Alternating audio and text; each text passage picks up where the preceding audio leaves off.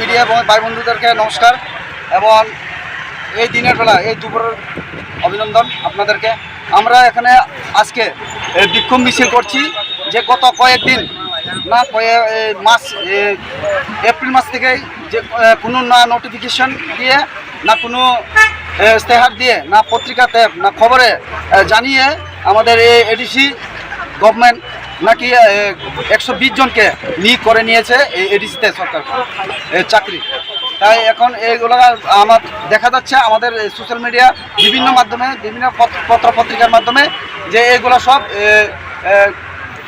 Interview নিয়ে এদেরকে চাকরি পর্যন্ত নিয়ে যেয়ে ওখানে পোস্টিং হয়ে গেছে।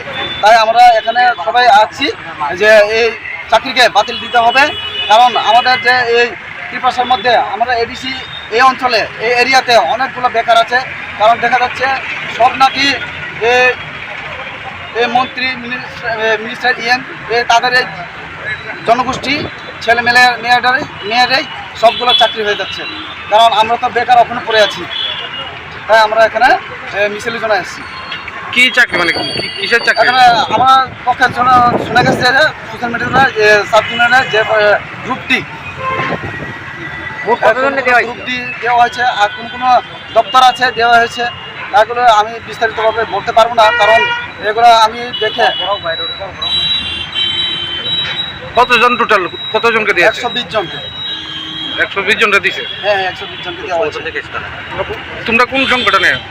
আমরা কোনো সংগঠন না, আমরা ত্রিপুরা এডিসি এরিয়ার সব ভাই বন্ধু, সব জনজাতি, সবাই স্টুডেন্ট। আর আমরা আমাদের যোগ্যতা আছে দেওয়ার, যে কোনো ইন্টারভিউ দেওয়ার যোগ্যতা আছে এখন পর্যন্ত আছে, কারণ আমরা ইন্টারভিউ না দিয়েই আমরা না জানিয়েই এই সব হয়ে গেল। তা আমরা এটা মানিয়ে নিচ্ছি না। আপনারা কতজন আছেন টোটাল? কোন জায়গায় কোথায়? না আপনারা কতজন আছেন? আমরা প্রায় 150 থেকে 200 জন আছি।